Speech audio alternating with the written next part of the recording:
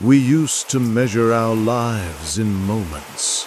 Now we measure them in metrics, likes, followers, shares. We curate our existence, filtering out the imperfections, broadcasting a perfect life we don't actually live. But a new currency has emerged, something deeper, more intimate. They call it aura, and the platforms that let you farm it, they aren't just harvesting your data anymore. They're harvesting you. The ghosts of Northwood High followed Clara to college. They weren't real ghosts, not yet. They were memories, the echo of laughter after a slammed locker, the sting of a whispered insult, the crushing weight of invisibility. These memories were why she lived through the 6.1-inch screen of her phone. It was her shield, a place where she could exist without the risk of being seen. Her roommate, Maya, was the complete opposite. "Earth to Clara," Maya said one evening, snapping her fingers. "You've been staring at that thing for an hour. Is it a cult?" "It's called Halo," Clara murmured. "It measures your aura." "Aura," Maya repeated, crossing her arms. "You mean the imaginary energy field that crystal shops sell you? Come on, Clara, that's not real." "It feels real to me," Clara said quietly. Her score of 34 felt very real. It felt like a confirmation of everything the ghosts of Northwood whispered. "You are nothing."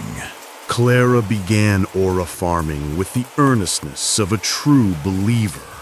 She posted videos of sunrises, photos of her single succulent, even a vlog about letting go of past trauma, her voice a barely audible whisper.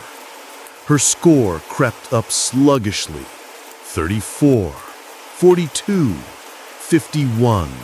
Each point was a tiny drop of validation in an ocean of insecurity. It wasn't enough. She would lie in her bed at night, scrolling through the profiles of the Halo elite. Aura influencers with scores in the thousands, their lives a curated stream of sponsored spiritual retreats and brand deals with vegan water companies. They spoke of ascending, of reaching a higher consciousness through the app. It was a rumor, a myth perpetuated by the platform itself, but it was a powerful one. They were happy. They were seen. They were everything she wasn't. Desperation led her to a fringe blog post about high-energy vortexes. At the top of the list was St. Jude's Chapel, an abandoned church 20 miles outside of town, rumored to be a nexus of residual psychic energy. Against Maya's strenuous objections, "You'll get tetanus or murdered or both. Seriously, Clara, this is getting weird." Clara drove out there one evening as the sun began to bleed across the horizon. Her heart pounded with a mix of terror and a desperate, illogical hope. The place felt wrong. The air was heavy, still, and smelled of damp earth and decay. Standing in the center of the ruined Maeve, Clara felt a profound sense of being watched. She pulled out her phone, the need for a higher aura score overriding the primal scream in her gut, telling her to leave. She hit record. She panned the camera slowly across the decaying altar, the shattered pews, the grotesque remains of a stained glass window. The wind whistling through the broken roof sounded unnervingly like whispers. She could hear her own shaky breath, loud and intrusive in the oppressive silence. A floorboard creaked in the choir loft above her. She snapped her head up. Nothing, just deeper shadows. That was enough. Her heart hammering, she stopped the recording. She didn't even review it. A cold wave of terror washed over her, and she turned and fled, not stopping until she was back in her car, locking the doors and peeling out of the gravel lot. She didn't post the video. The thought of looking at it, of seeing what might be hiding in those shadows, was too much. She left it to rot in her phone's draft folder. The next morning she woke up, the memory of the chapel feeling like a bad dream. She opened Halo out of habit, expecting to see her pathetic score of 51. Instead, a number blazed on the screen, so large and bright it made her physically recoil. 847. It was impossible. A glitch. It had to be a glitch. She frantically checked her profile. She hadn't posted anything. The chapel video was still sitting in her phone's drafts, unwatched and unuploaded. A horrifying realization began to dawn. Halo hadn't analyzed a video she'd posted. It had registered the energy of a video she had merely recorded. The app wasn't a passive platform waiting for input. It was active. It was connected. It had seen what she had seen, felt what she had felt, right through the dark, unused lens of her phone. It was watching her. But her fear was quickly drowned out by a tsunami of notifications. Her profile had been pushed to the app's trending page. Her follower count was exploding. Messages poured in. "You're an inspiration. How did you do it? Teach me your ways, Aura Goddess." Brands started contacting her. A yoga mat company, a line of CBD-infused candles. For the first time in her life, she wasn't invisible. She was seen. She was admired. The validation was a drug more potent than any fear. She wanted more. The fear was still there, a cold stone in her gut, but the hunger for a higher score, for more recognition, was stronger. In the comments section of her profile, someone left a cryptic message with a link. It led to an encrypted, invitation-only group, the True Farm. It was a community of the Halo elite, the ones who truly understood that aura farming wasn't just about sunrises and positive vibes. It was about technique. It was about risk. Before diving in, a sliver of caution made her investigate one of the top posters, Vortex_Seeker. A quick search led her to his old, abandoned Instagram. He was a normal guy, smiling with friends, hiking, playing guitar. His last post, from a year ago, was a picture of a sunset with the caption, "Found a new path, time to really connect." It was a chilling contrast to the black void his Halo profile had become. The validation was intoxicating, but the price was becoming terrifyingly clear. "This is getting unhealthy," Maya said a few days later, her voice gentle but firm. "You barely slept. You're checking it every 2 minutes. This isn't just a game anymore, is it?" "You don't get it," Clara said, her eyes fixed on the screen. "This is the first time I've ever felt good enough. Don't you want me to be happy?" The question was a subtle manipulation born of newfound confidence and deep-seated insecurity. Maya saw the trap. She sighed. "I want you to be happy, Clara, but I'm not sure this app is what's doing it." She showed Maya the True Farm. Maya read the posts about 3 a.m. filming and energetic anchors with a frown. "Clara, this is a cult. These people are insane. Sacrifice for signal boost? What does that even mean?" "But it works," Clara insisted, her eyes shining with a feverish light. "Look at my score. What if we just tried one, the easiest one, the 3 a.m. filming, together, right here? What's the harm? Aren't you even a little bit curious?" Maya looked from Clara's desperate, shining eyes to the astronomical numbers on the Halo app.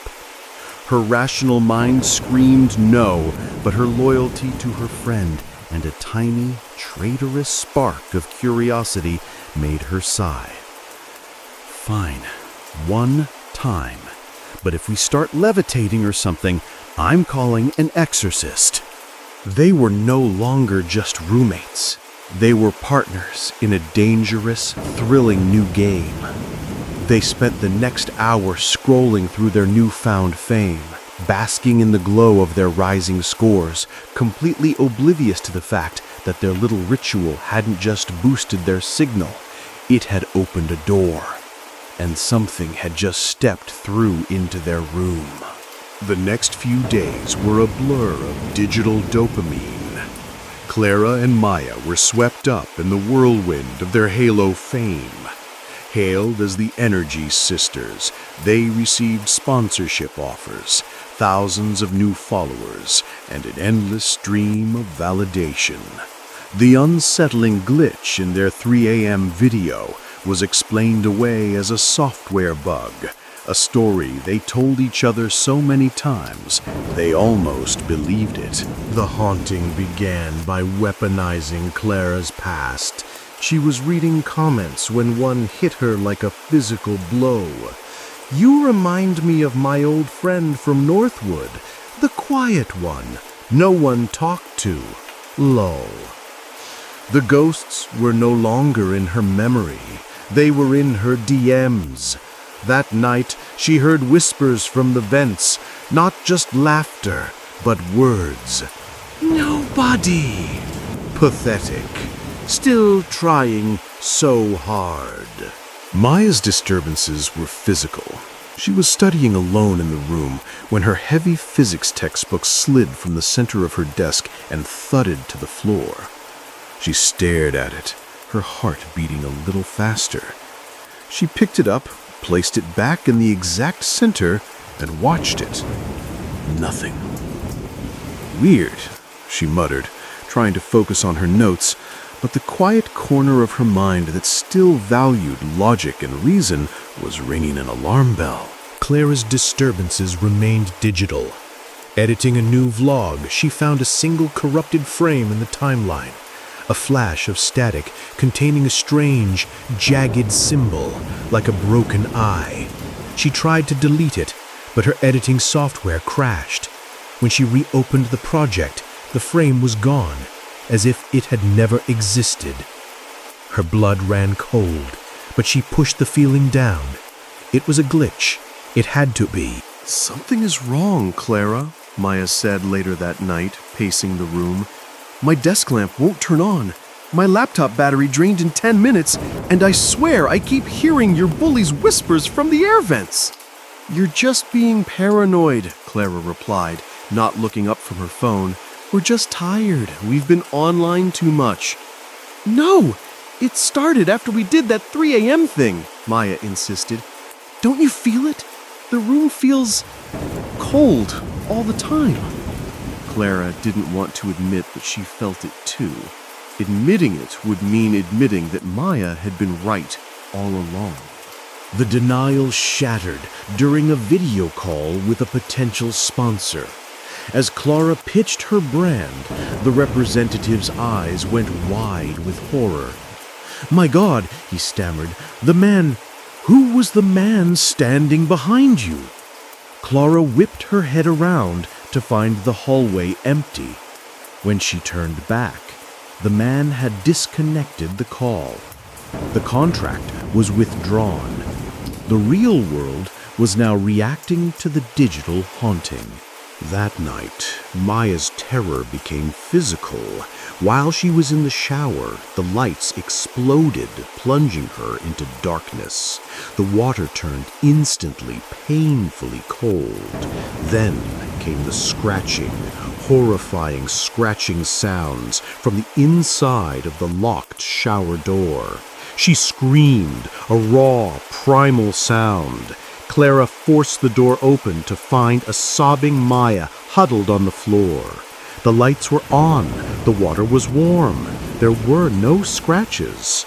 To Clara, it looked like a panic attack. To Maya, it was an assault.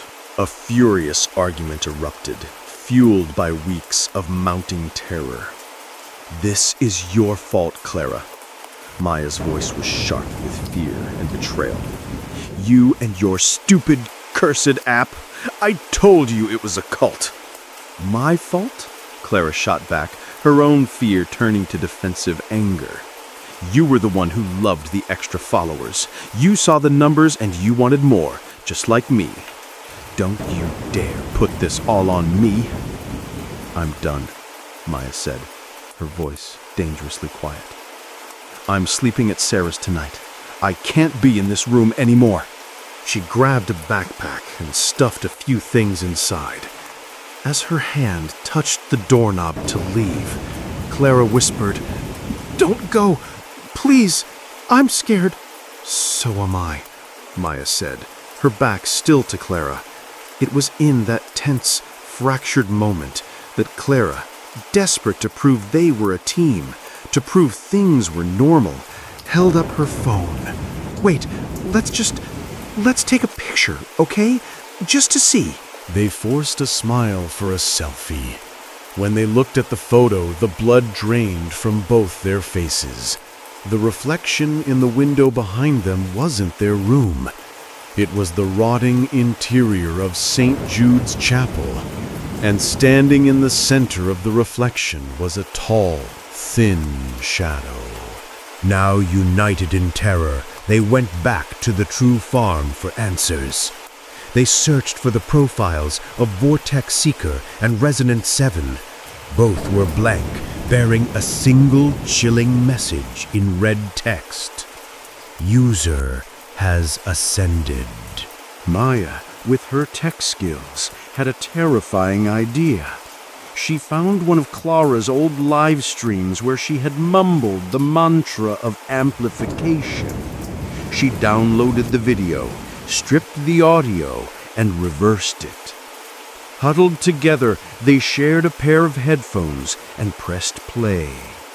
The garbled chanting became a clear, desperate human voice laced with static.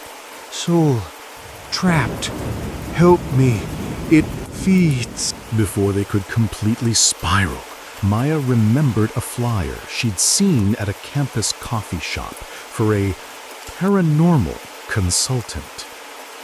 Desperate, they found the address, a cramped, book-lined apartment that smelled of incense and old paper. The spiritualist, Eliza, regarded them with eyes that seemed to see the static clinging to their clothes. They told her everything. Eliza listened, her expression growing more grave with every word. "This is not a ghost," she said finally, her voice raspy.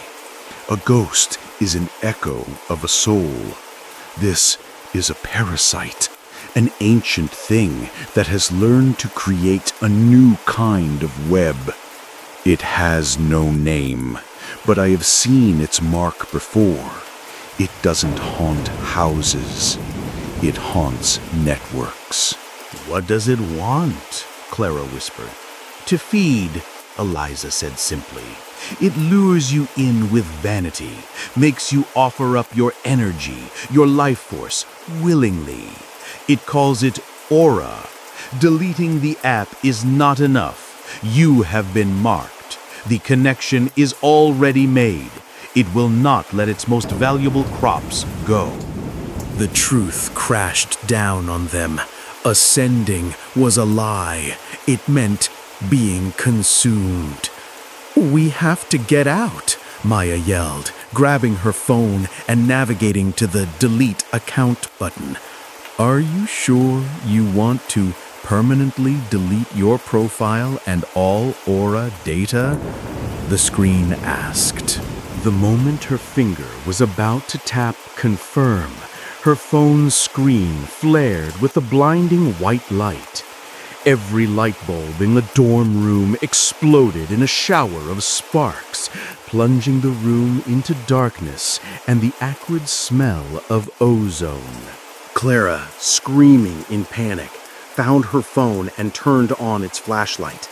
The beam caught through the dark and landed on Maya. Her friend was standing there, rigid as a statue, her eyes open but completely vacant and lifeless. A thin trickle of blood ran from her nose. Her hand was clutched around her phone, its screen still glowing. On it, her Halo profile was stuck on Live, her aura score draining rapidly, point by point, as if her life force was being siphoned away through the cursed device. For a long moment, Clara was frozen, her own breath caught in her lungs. The flashlight beam cut through the darkness, illuminating Maya's vacant, staring eyes. The sight of her friend, so full of life just moments before, now a hollow shell being drained by a cursed app, shattered something deep inside Clara. The fear didn't vanish, but it crystallized. It burned away the last of her selfish desire for fame and forged itself into a cold, hard diamond of resolve. This was her fault.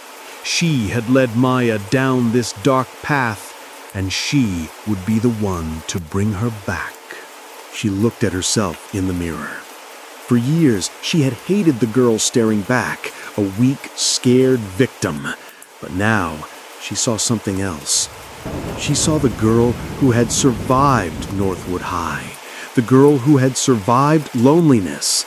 The pain Eliza spoke of, the pain the entity fed on, wasn't just a weakness, it was a part of her. And she would turn that pain into a weapon. "I'm so sorry, Maya," she whispered to her friend's empty form. "I'm going to bring you back, I promise." She couldn't smash the network. She couldn't delete the account. She had to go back to the source. Back to the nexus where her own signal had been so powerfully amplified. Leaving her friend's catatonic bodies safely locked in the room, Clara grabbed her keys, her own phone, and the cursed device, and drove into the night, back towards St. Jude's Chapel. As she drove, the entity fought back. The car radio, which had been off, snapped on, blasting a deafening wall of static. The GPS on her phone went haywire, the map dissolving into a chaotic mess, the calm voice telling her to turn back, turn back, turn back. The streetlights on the highway flickered and died as her car passed under them, but she didn't stop. The chapel was a tomb of silence, the air thick with a predatory energy that hummed against her skin. This time she didn't hesitate. She walked to the center of the decaying nave, placed Maya's phone upon the rotting altar, and took out her own. Her hands shaking, she opened the Halo app one last time. Her profile, with its thousands of followers, was waiting. She pressed the Go Live button. The caption she typed was simple, a single word: truth. "You want an aura?" she said into the phone, her voice echoing in the dead church. "You want energy? I'll give you energy." She didn't talk about wellness or positivity. She talked about the truth. She confessed her jealousy of Maya's confidence. She described the gnawing loneliness of her high school years, the sting of every whispered insult, every empty cafeteria table. She screamed her guilt for what she did to Maya, for her pathetic need for validation that had cost her friend her soul. She poured every ounce of her pain into the broadcast. On the screen, her aura score began to malfunction. It flickered, spasmed, turning from a brilliant white to a sickening, corrupted red. The numbers glitched, displaying error messages and negative values. She was feeding the network a stream of pure, toxic pain, and the machine didn't know how to process it. The low hum in the chapel grew into an angry, guttural roar. The entity could no longer hide. In the center of the room, the air tore open and it manifested. It was a 9-foot-tall horror of glitching code and screaming static, a being of pure darkness given form. As the entity raged, the old pews in the chapel began to move, scraping across the dusty floor with a deafening groan, arranging themselves in neat rows facing her as if an unseen audience was gathering for the final act. On the pews, spectral half-formed shapes of other victims, the ascended users, flickered into existence, their heads turned towards her, their silent judgment adding to the chorus of damnation. The entity lunged, a shriek of digital rage echoing through the chapel. Clara stood her ground. "You did this!" she screamed, holding up Maya's phone, its draining aura a testament to the entity's hunger. "You fed on her. Now you can feed on me." She focused every last bit of her will, her life force, her entire being into one final defiant broadcast. "Here, take it all." A piercing, high-frequency squeal screamed from her phone. The network force-fed a paradoxical surge of ultimate self-sacrifice finally broke. A blinding wave of pure white light and energy erupted from Clara's phone, engulfing the chapel. The entity shrieked as the poisoned energy ripped it apart, its form dissolving back into meaningless static. The connection was severed. Then, silence. The only sound was Clara's ragged breathing as she collapsed in the dust. Her phone and Maya's went dark. Miles away, in the silent dorm room, Maya gasped, a deep, shuddering breath, and her eyes fluttered open. She was weak, confused, but she was alive. And she was alone. A few weeks later, the sun is shining. Clara and Maya are sitting on a park bench. They are quiet, changed, the shadows of their ordeal still visible in their eyes. But they are together. They are free. Maya bumps her shoulder against Clara's. "You know," she says, a small smile playing on her lips, "my aura feels pretty good today." Clara looks at her friend, and for the first time in a long time, she laughs. A real, genuine laugh. Later that day, they walk to a trash can on the edge of campus. Without a word, they drop their 2 dead smartphones into the bin. They don't look back. They just walk away together into the sunlight.